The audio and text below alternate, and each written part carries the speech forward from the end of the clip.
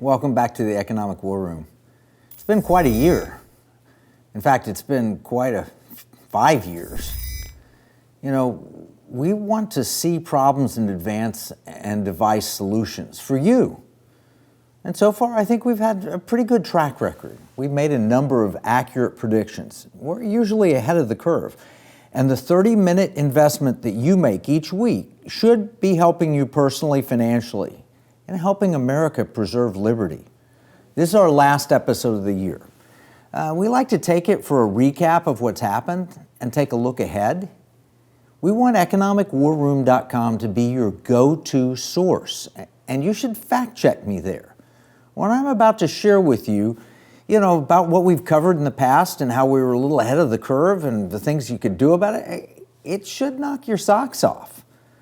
So what I want to do is I want to go down the list of economic battle plans. And yes, every episode we produce has a 20 to 50 page PDF document that explains what we talked about in the episode, introduces you to a fascinating guest, gives you background, gives you backup, tells you exactly what we've covered and what you ought to be doing about it with action steps. And we have some of the most amazing guests. Now, what I want to do is I want to run through them and tell you a little bit about what they shared. And the first one this year was Eric Metaxas. And that's an important one for you to know.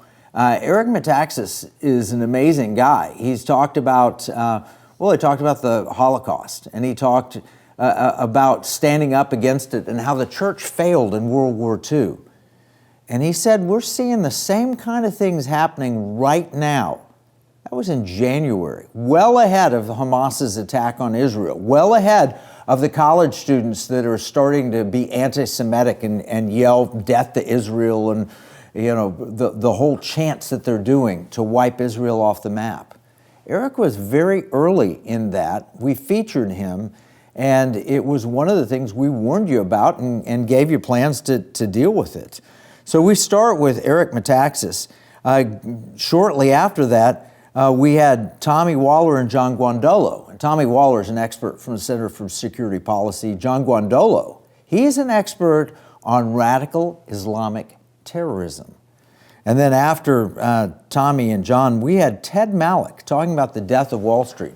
He was explaining how Wall Street has gone so woke that you're no longer getting the profits that you should get and how it would be hurting those companies that went woke.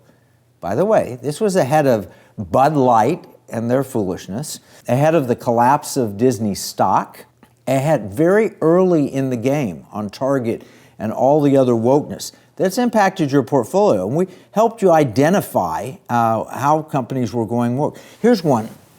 This is in Primus Magazine. This is October 2023. Why the CIA no longer works and how to fix it. It features our friend Sam Faddis.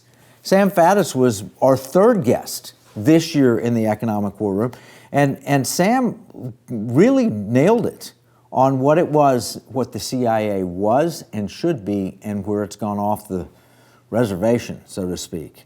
We also featured Mike Waller, who's my friend, Center for Security Policy, and he talked about how free speech was now a crime.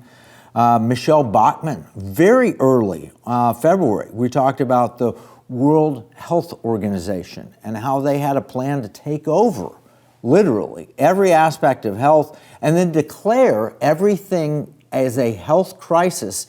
So a one world government would have control over every nation and everything. So debt is a health crisis, or racial inequity, a health crisis, or, of course, pandemics, or food quality, or water, or anything else. This is a ticket for the World Health Organization to take over everything. And we were early featuring her.